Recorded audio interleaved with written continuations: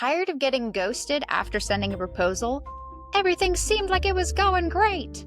Sales expert John Kennelly explains why ghosting usually starts way earlier in the sales cycle, the discovery phase, and how founders and sales reps can prevent it. If you're a founder and you're building something, you have to, at least for a year or so, learn how to sell it yourself. In my opinion, all great salespeople have in common is they're really good at asking questions. I think that is where the ghosting problem begins, is you probably don't have enough information about the person you're selling to. You want to learn as much as you can about what's going on with your prospect. What is the reason they're talking to you to begin with? It's not just enough to know that a problem exists, and it's not just enough to know what the problem is on the surface. It's like, okay, what is actually going on here?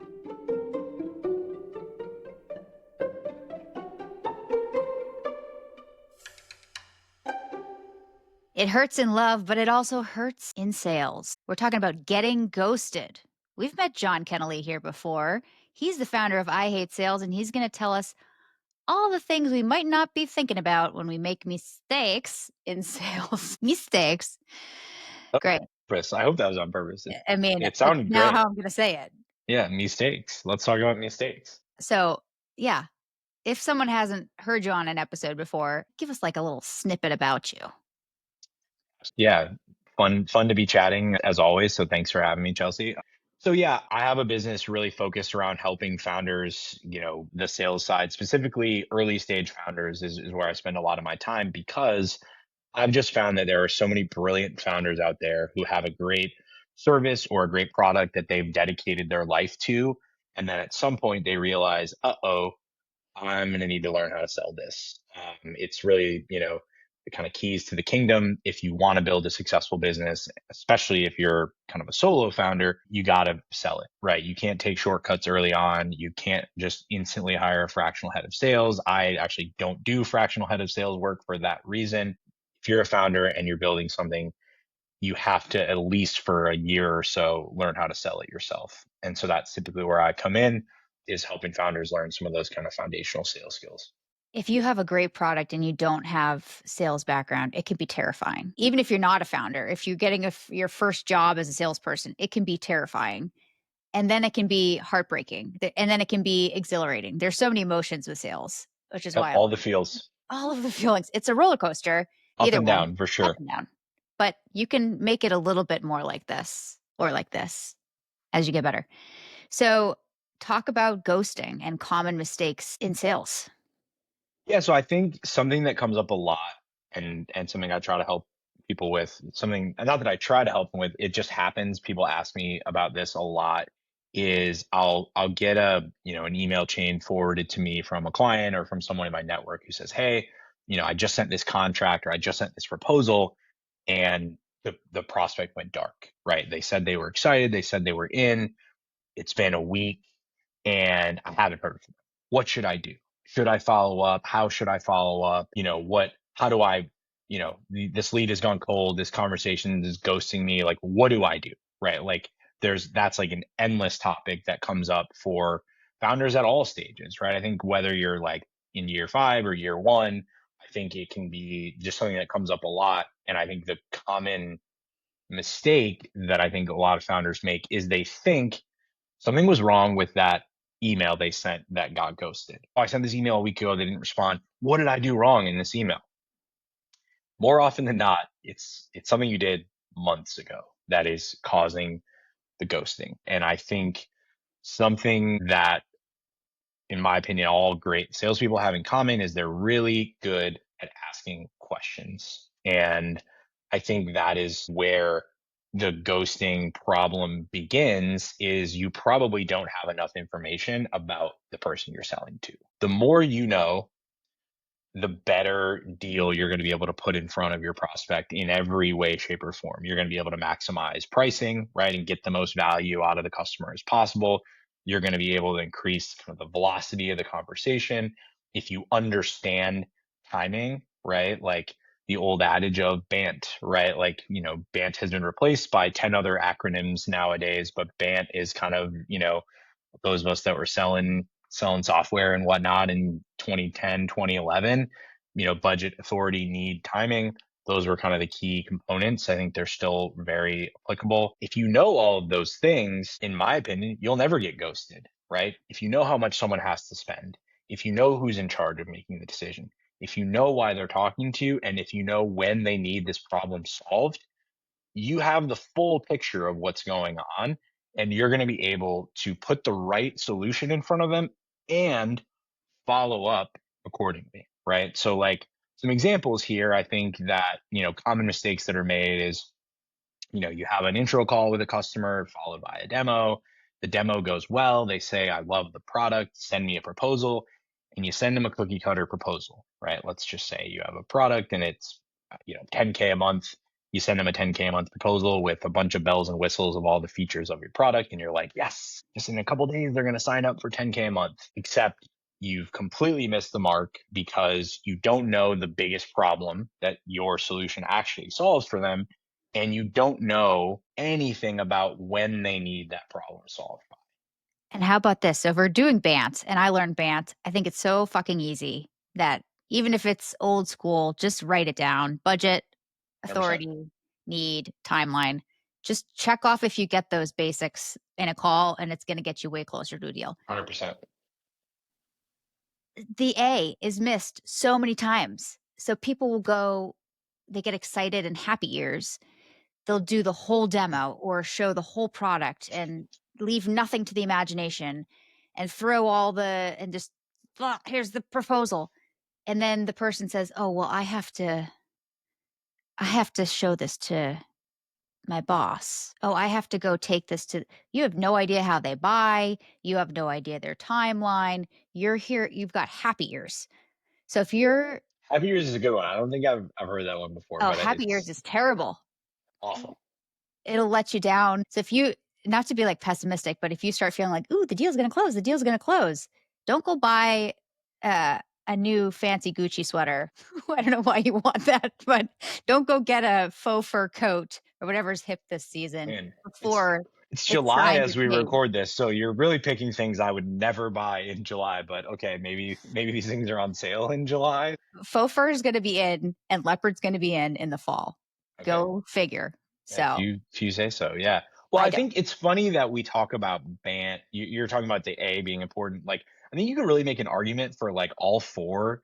I don't know which is the most important between the four, right? Like, there's like a very, very good argument to be made that like it's like a tie for first. They're all incredibly important. But I think the happy years thing you pointed out is such a great call out because I think once you get the yes, it's very easy to just like be excited, keep it moving forward, and stop asking questions, right? And just like call it, right?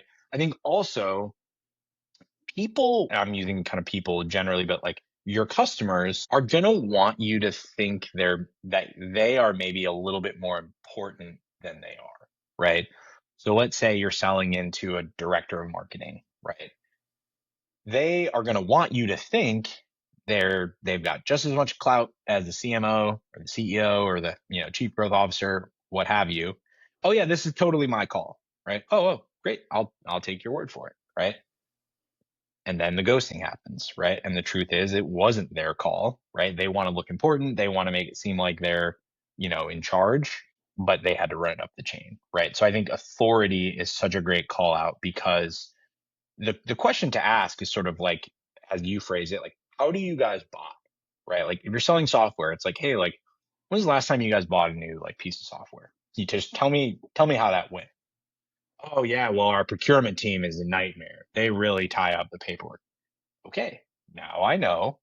I'm gonna send you a boilerplate contract before we even have the deal done, so you can get that in procurement hands, and we can get that ball moving, right? Like, I think authority doesn't just mean who owns the budget necessarily, right? Like, it means like who has to bless this before this solution goes live, right? You could be selling and have the CEO who has full carte blanche signing anything up to $7 million. And they will say, I love it. Makes sense. The business case is there, but Susie is the one that's going to be using it all day. And I need to make sure she's going to like it. So Susie might have been like, ugh, or passed by Susie, or been rude to Susie. So you never know exactly who's going to be important to the deal, but that's why it's good to have a very thorough discovery to find out. So, what is discovery? And how can a solo salesperson or a founder selling use that tool? Yeah, I mean, discovery, this might not be the correct definition, but my definition of it really is just like asking questions until you think you can't possibly ask another question, right? And once you're done, ask a few more questions for good measure, right? But you want to learn as much as you can about what's going on with your prospect. What is the reason they're talking to you to begin with, right? I literally just got off a sales call where I started it by saying like, "Hey, why are we here today? Why are you talking to me? Right? What's going on?" If you're talking to whether it's someone selling services or software, chances are something is not working perfectly, right? If your business was perfect and everything was smooth, revenue was exploding, and the team was just the happiest team ever, you wouldn't speak to any service providers or any software companies, right? Inherently, something's wrong if they're talking to you, right? So figure out what it is, right? And then figure out how long the problem's been happening. Who does the problem impact, right? This goes into who might use a solution, right? Who does this problem impact, right? Like, what does that look like? What is the impact on your business, right? Like, what is it? Are you losing money? Are people quitting your company and because they don't want to work there? What is the actual like impact? Because I think good discovery gets to the root of the problem, right? It doesn't just, oh yeah, our problem is our Salesforce instance is really disorganized. Okay, well, that's like a service level problem, the impact of which is, maybe our sales cycle is 100 days when we think it should be 40 days. Now we're getting into, okay, and the sales cycle being 2.5 times longer than it needs to be means, revenue is down or, like this is where discovery gets into like, it's not just enough to know that a problem exists and it's not just enough to know what the problem is on the surface. It's like, okay, what is actually going on here? And I think the great discovery is a little bit like being at a cocktail party. You're not gonna want to stick around and talk to the person who's just yapping about themselves for 20 minutes. You're gonna want to get the hell away from them and pretend to go refill your drink. You are probably going to be engaged with the person who keeps asking you questions about yourself. So, if you're in a call and you're new to sales, kind of like how I'm new to podcasting, and you don't have things written down, it can be a lot harder. But if you're super scripted, it'll sound like robot. What's a balance for somebody who's going into a discovery call to be prepared without sounding like a robot? Yeah, I would say I think it's important to do a little bit of homework, whether it's checking out your prospect's website. If it's a public company, obviously you can look through, public filings and things like that and have some like educated guesses of what do I think their problems might be, right? You don't want to assume anything, right? But like have an idea of what their problems might be and just have those questions sort of in the back of your mind. If they say their problem is one of these three, I know what to ask next, right? But don't assume, don't lead with that. But I think do a little bit of pre-work. And then, if you do feel like you've done enough homework, you can ask leading questions sometimes, right? You don't want to do that too much, but you can kind of say, hey, a lot of companies like you tend to struggle with X. Does that come up for you? Right. And they might say, no, we don't really deal with that. Or they might say, that is the worst. And then you can kind of dive deeper into that. Also, with regards to like discovery, that's a little bit less scripted. I think there's a lot of things you can say to keep people talking, like, hey, can you expand on that? Or what's the impact of that? Or how long has this been going on? Or how many people in the org does this affect, right? Like these are totally boilerplate questions, but they will keep someone talking, right? And those are questions that are pretty universally applicable and usually will continue to. Why are you smirking at me? Because I was gonna say more. That's one that Yeah, I'm like, "Jeez." No, but it works, you know? I think, like, the best, like, sort of going back to the cocktail party analogy, but, like, the best salespeople speak almost none, right? Like, great sentence there by me. But yeah, I mean, the best salespeople are pretty quiet, right? They sit back, they listen, and, you know, they take notes, and they collect information that they deploy later on in the process. This is like, you know, the person who I'm going to tell this story about doesn't really use LinkedIn, so they'll never see this. So they're not going to be worried about getting put on blast. But I kind of helped somebody a few months back. I like made an intro for somebody who wanted to pitch someone in my network. And I said, hey, like, I want to connect you guys. You know, the person had a solution that was very good. And I thought I was kind of adding value by making this connection. Then the guy, I timed it. He spoke for 18 minutes straight on the call when he was pitching. He didn't ask any questions. He didn't kind of validate if the other organization had the problem that he solves. I knew they did, but he didn't even bother like asking the questions. And so I just looked at the little timer, you know, the little clock in the right corner of my screen, and said, okay, let's see how long he goes for. And then the call ended. It went terribly. I called the guy up and I said, hey, do you know how many minutes you spoke for at the beginning of that call without anyone saying anything? He said no. I said 18. Ugh, 18 minutes, no one else spoke but you. I said, do you think that went over pretty well? He said, yep. no, I guess it didn't. But That's like a like, full period in hockey. it's brutal. But that is like a extreme example of just like terrible sales, right? The worst salespeople talk the most. And yet here I am rambling about not talking a lot Well, that's the whole point of this is that I ask you questions, so I'm the and salesperson here. Thank nailing it you. so I far. just Yeah. ask you awkward questions with a lot of, emphasis on the wrong syllables and let you fucking run, so we're doing it. It's going good so far. Thanks.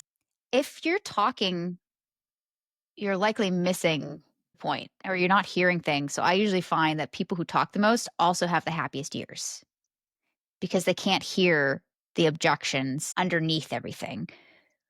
What are some say you've started practicing talking less and asking questions, what are some flags you can look for that are like, "That's an objection. I should ask more or dig more in there to see what they really mean?"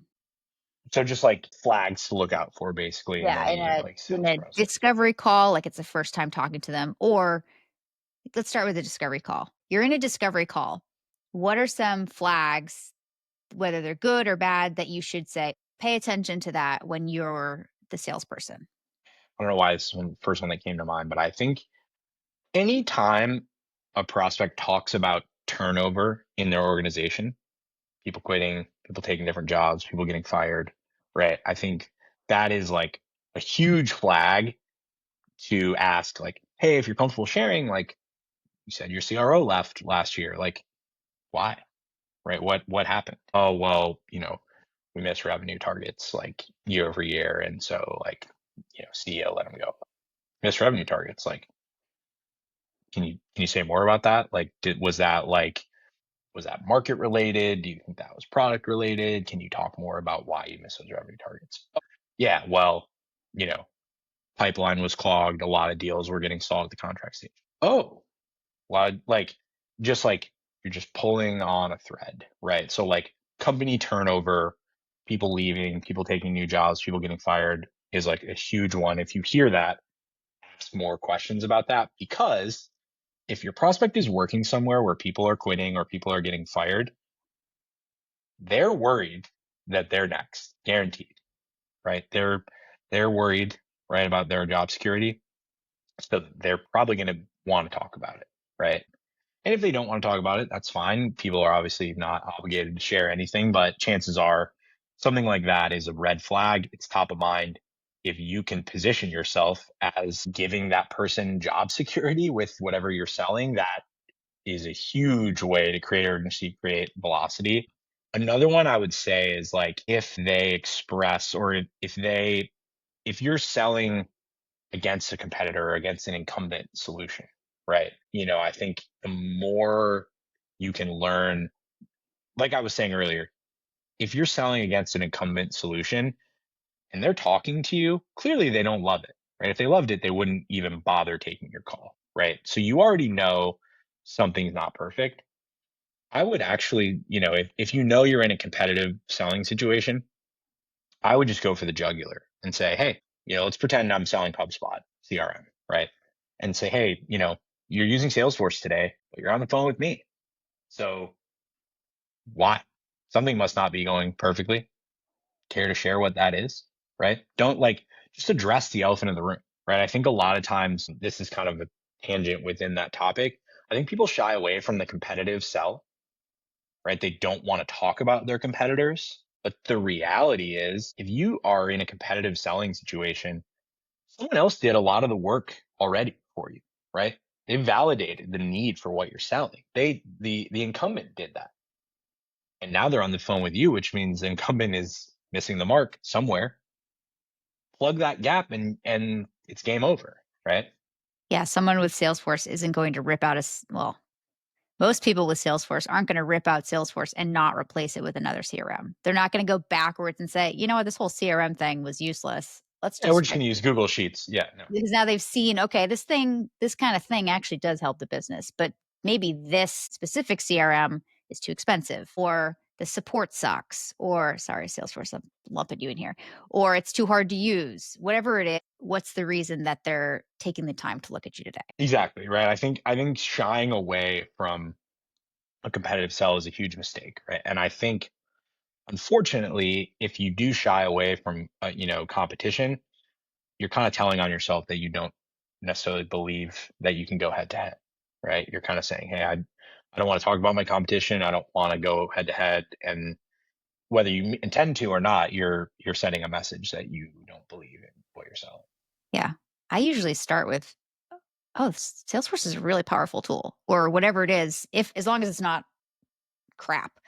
Yeah. If it's fitting your needs, that's a really great tool. Why would you, you know, not I think that's a bash I your think competitor or anything, but I think that's an awesome way to put it is, yeah, don't be negative, be curious, right? Be like, hey, you guys are using the market leader, but you're talking to me. So something, I'm a little surprised. You don't have to actually be surprised, right? But act surprised, right? I'm a little surprised it's not working. Why? Right? What's missing, right? They do it all, right? Salesforce does it all. Why are you talking to me?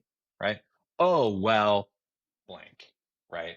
You've given the space. You're not being catty, you're not being, negative, you're being curious, right? I think that also just connects to a lot of the conversation we've already been having is like be curious, right? Like it's a great attribute in any sales process. all right. We've talked about you got ghosted. It was probably something you did in the past. Let's start from the beginning with your discovery call. Now, let's say you did a great discovery call. You listened to everything that John had to say and you were quiet and asked questions. You understood why they're looking at a solution, how they buy, who needs to be involved. You've even set up the next steps, which might be a demo or a sales meeting. So you've reduced your chances of getting ghosted. Yes? For sure. The Okay. more you know, the less likely you are to get ghosted. 100% agree. Perfect. Now, what's some advice that you would have in the sales meeting or the demo that can keep that ghosting chance even lower? This is like post discovery call. Yeah. So you're in the sales meeting. What are some things that you should be doing that maybe you aren't today that would help the deal move forward? Yeah, so I think it's okay to continue to ask some of the same questions over and over throughout the process, right?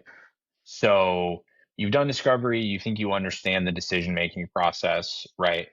Now you're showing a solution or proposing services, whether you're selling a product or a service, right? There's a lot of similarities at this next step.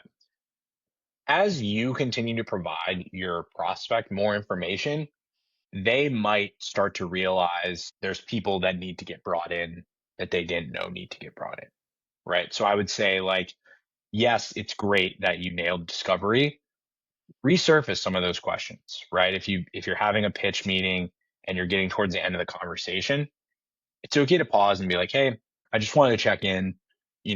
Previously you had said like Jim, Chelsea, Tom, and Pete are the ones that kind of need to sign off on this. Based on our chat today, like, is that still the group, or has anyone else come to mind? Actually, now that you mention it, like our CFO, Beth, like needs to be involved. Like, I'm so glad you asked. Oh, cool. Like, you know, is Beth around? Do you want to throw her on the call right now? Or like, should I follow up with her separately? Right. Like, it's like, I would say like Band, and we're going to keep using Band, even though we're supposed to use MedPick or one of the other million frameworks, like is like a living, breathing thing, right? Like if you have a sales process that takes a few months to close a deal, the answers to those Band questions are not necessarily going to be the same on day 90 as they were on day one, right? So just like keep checking in, right? Hey, previously you said you guys had about 50K to spend on this. Is that still feeling right?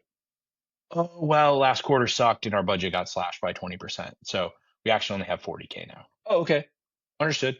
Thanks for letting me know. Right. So just like, there's a way to continue asking the same questions without being like, hey, what's your budget again? Right. You can ask them in sort of a deft way where it's more like a check in of like, hey, last time you said this, just wanted to make sure that's still where we're at. So that would be my advice is like keep doubling, tripling, quadrupling down on the questions you've asked and make sure the answers haven't changed mid-flight. Sometimes they can change for the better.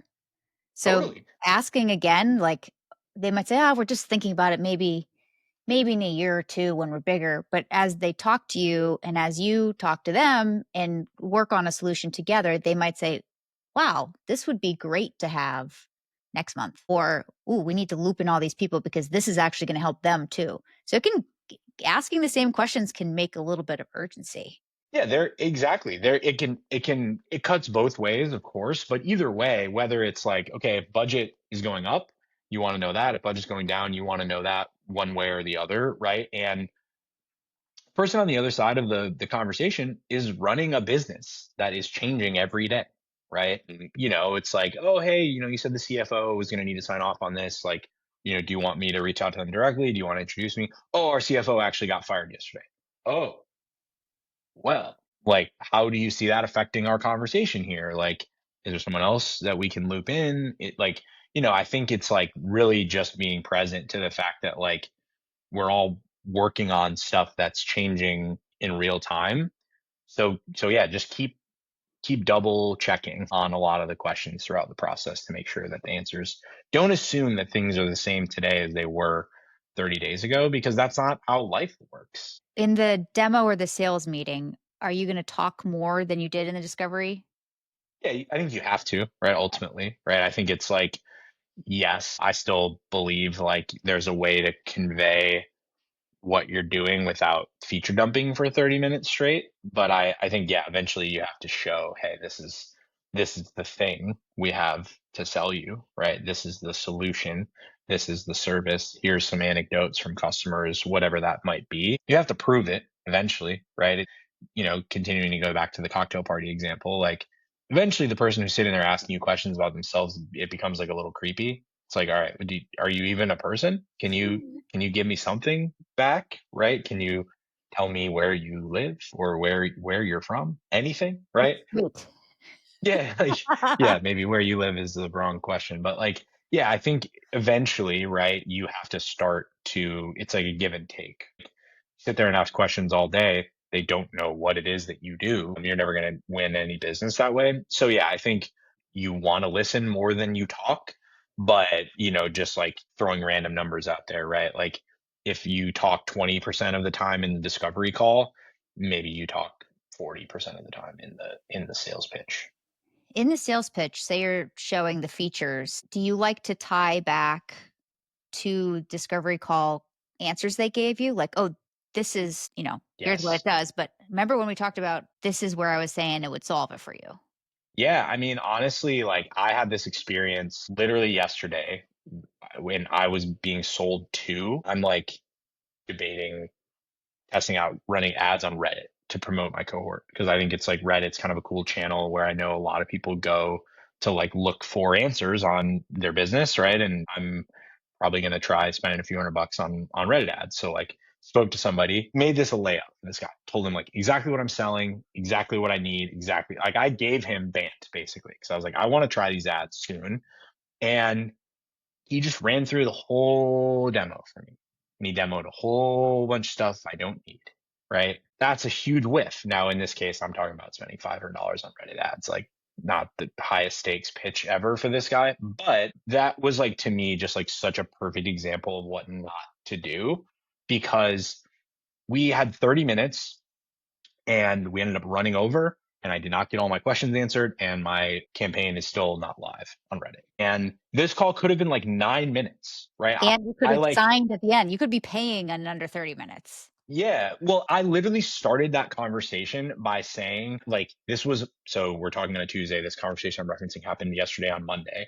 The prior Friday, I had tried to set up like a self-service Reddit ad campaign, press publish, got some error message I didn't understand, and was like, that's the only reason why I was talking to this guy, is like I couldn't self-publish. So I started the call by saying, like, here's what I did on Friday.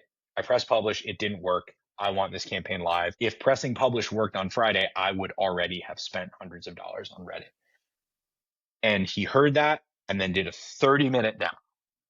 And, listen, it's a, younger sales rep trying their best, like has very like narrow parameters. It is what it is. But that is like the perfect example of what not to do. Let's say you are selling something that has 10 features, right? But two of the 10 are like exactly the thing your prospect is struggling with. Don't even talk about the other 8, right? Don't do it. It's a waste of time. And it's a great way to raise your hand and admit you were not listening before, right? Like, and it's not a great way to build trust with your prospect. Do not focus on something that's outside of their scope, right? No, listen, like, again, I feel like we're using kind of software as sort of the example in a lot of these cases. Like, if there's 10 features of your product and 2 of them are what's going to make them buy, post sale, account management support can worry about the other 8, right? And opening their eyes to all the other beautiful features that this product has. Your job is to get a deal done for the most amount of money possible in the quickest fashion possible. And the way to do that is to be surgical, right? Mhm. Focus on the stuff they care about. Yeah, and as we sit here, I'm still not running ads on Reddit, and I'm really annoyed by it because I'm trying to gather data quickly on this, and it's very frustrating, right? To feel like you're not heard by the person that's selling you something. I had the opposite experience yesterday. I'm using Riverside here. That's what we're recording in. Yay. Yep. Riverside.fm. Yay. And I'm on the cheap version because, hey, I'm one person. You're just getting started. Right? Hey, even if I Yeah. wasn't, I'm frugal. And I Yeah. saw you have to call for pricing for the next tier up. And it seemed like I needed a feature to get up to the next tier. The kid gets on the demo and I said, listen, I have this tier. I'm trying to do this, this, and this. Do I need the next tier? And he's like, you could get it now, but this is what you really need here. And just in 5 minutes, we said, whoof. And when you're ready to get upgraded, here's my number. I'm going to follow up with you. And good. And now I trust this guy. I call him a kid. I trust this guy because he listened to me. He just showed me and talked to me about what I needed and then was honest and wasn't trying to like slam me down his pipeline. Don't slam people down your pipeline. Phrasing. Yeah. So I think that brings up a really good point that I'm such a huge fan of is anytime someone is expecting to be sold to and you don't sell them something, you've built trust for life with that person, right? Like you will that guy's playing the long game, right? But you're gonna upgrade on Riverside eventually, 100%, right? You're not gonna consider any other podcasting platforms or any other because like this guy could have just kind of pulled the wool over your eyes and been like, oh, certainly, yes, for an additional $100 a month, you can have that feature, right? Instead, he was like, oh no, don't bother, right? That is awesome. He's got your trust now and he knows you're coming back when the time comes. And it's not always easy to make a short-term, sacrifice like that, right? It helps that, he works for a big giant company and, I'm sure Riverside doesn't need your extra $80 a month anytime soon. So they can do that. It's a little bit harder if you're by yourself and you're under a time crunch and you need, revenue quickly. But the payoff is huge. Anytime someone is expecting to be sold to and you rip the e-brake and you don't sell to them, it's mind blowing. Sometimes you end up getting the deal anyway, even though you're like, no, no, no, I couldn't possibly. It works. Yeah. Hey, following up, that just made me think of something that you've talked about before.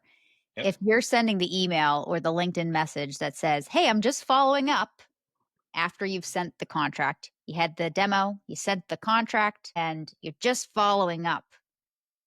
Have you lost already? Yes, I believe you have. I guess it's a little more nuanced than that, but like if if you don't have anything other to say than just following up, then you don't know enough and the deal is massively at risk, right? And so one thing we haven't talked about within the context of discovery that I think is important is like rapport building and kind of the human aspect of selling, right? Like if you know that your prospect has kids, right? Like everybody knows I have one because she's right over my shoulder. I'm kind of giving that away, right? But like, your prospect has school age kids. Okay. It's July 1st today. Everybody's out of school by now, right? Instead of just following up, hey, you know, hope summer's going great so far. Like, hope things aren't too crazy around your house, with school being out. Like, hope you're staying sane this summer. Like, have a great week, right? It's totally acceptable to say that instead of just following up, right? The just following up is a reminder that you exist, but if you say it the wrong way, it comes off as desperate, right? But if you send a friendly like, "Hey, hope summer's not going too crazy, like, hope you're still getting some work done now that school's out." The subtext of that is, "Hey, remember I sent you that contract? Can you sign it or respond to it?" Right? You're just reminding them you exist. They know you sent them a contract, right? You don't need to reference it, but just be a person, right? Like I think there's ways to send the just following up email that aren't using those words because they know what you're doing, right? They know you're trying to sell them something. They don't need to be reminded that you send them a contract.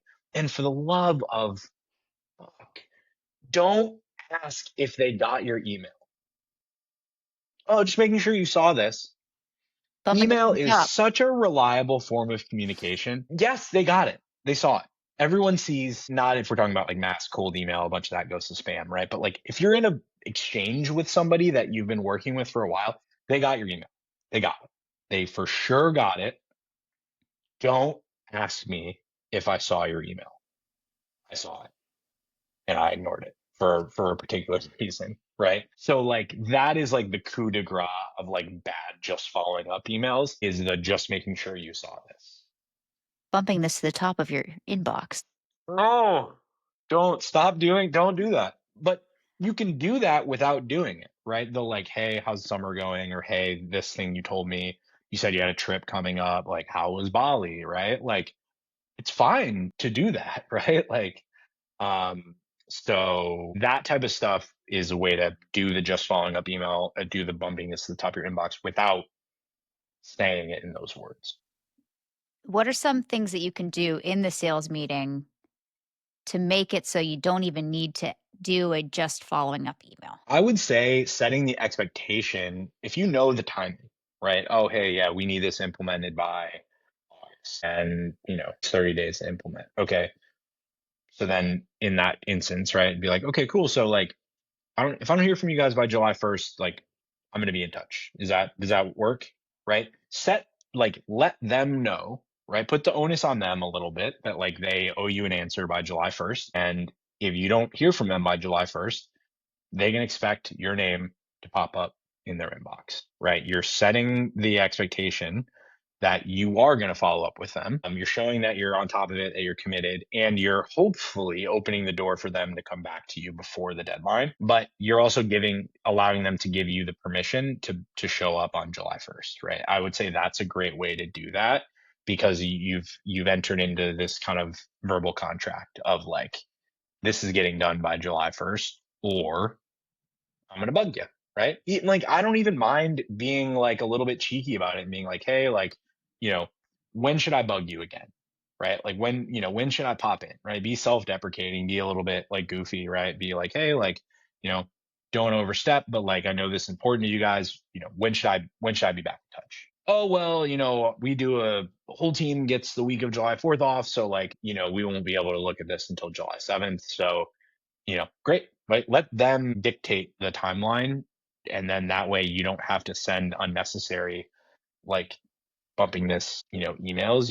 You know exactly what to do. And respect that timeline. If they say they're going on vacation to Fiji or they have a huge project that's going to take them until the end of July, respect it. Maybe send them a cute article or hope summer's going okay, just thinking of you and your project just to keep top of mind. But if they say, I'm not going to make a decision until this time, so you have to start listening to people at some point. Well, it also helps you manage your time as a salesperson, Yeah. right? Like, hey, this deal, nothing's going to happen with this deal until August. Like, cool. Out of sight, out of mind. I'll focus on other stuff. And when the reminder comes up, hopefully you hear from them sooner. If you don't, you know when to ping them, right? But like too much time being wasted on leads that are not going to convert until, certain time. As we've been having this conversation, I'm thinking of this as a founder salesperson or an early stage company salesperson, and then also having the thoughts of what we're talking about here at a huge company. Like at a huge company, you would be letting your lead go if you said, "Don't worry about it," and you tried to push it, like you let them go for a month. Or Mhm. your manager might say, "They said August, but do it now." So there's this whole other side of like a huge sales team, and compensation's different and everything. I feel like this conversation is for early stage companies that are not just dialing and not caring about who they're talking to. That's for sure. I mean, that's sort of how my brain is programmed these days. I will say, like, I don't know if you want me to elaborate on how I would approach this if I was at a bigger company, but like, if you're good at building a relationship with a prospect, I typically wouldn't put this in writing, so it's tracked in the CRM. But like, if I'm on a call with someone and I've got a manager breathing down my neck that like quarter end, we need to bring deals in. If you feel like you've established rapport with someone, throw your manager under the bus to your prospect. Hey, like, so sorry to bug you with this. Like, we've got some like quarter end stuff going on. I just got a call from my boss. Like, is there any chance you guys could sign, this month? Like, I know it might be tough. Like, I'm just kind of repeating what like, do it, right? Throw your manager under the bus, right? Throw your company under the bus. Hey, you know how it is, public company. Oh, it's tough. Like, we got all these goals and metrics. Like, I know you guys said August, but like, any chance we get this done in July would really help me out, right? If you've done a good job of building a relationship with someone, that works, right? Again, like I wouldn't write it in an email. So if there's like oversight from like management, they can see that you're like throwing your boss under the bus. But like I see no problem with doing things like that and kind of punting it, back to your manager. If you're getting heat and you feel comfortable doing that, I would do it. I've done it before. It's worked. It works sometimes. I'm a fan of just kind of being honest, right? Like being transparent. I've bought software because the salesperson said, "Hey, it's quarter end." And I was like, "We're gonna get it anyways. Can we get it? They're gonna give us a discount if we do it now. You guys want to go? Sure, no Yeah. problem." Even if you master the art of discovery calls and you are one of the best salespeople in the world, and you have all the expectations set, the timeline set, they know they're going to sign on July 1st. There's still going to be a time where there are crickets and there's a ghost that comes in. Do you have any advice on getting ghosted when you really thought you did everything right after learning all of this? Yeah, it of course still happens, right? Like I think it's like no one sales is maddening in general, even if you've been doing it for 15 years, right? Like it's like ever changing, ever evolving, and it can be really frustrating and ghosting is always still gonna happen. A couple things, right?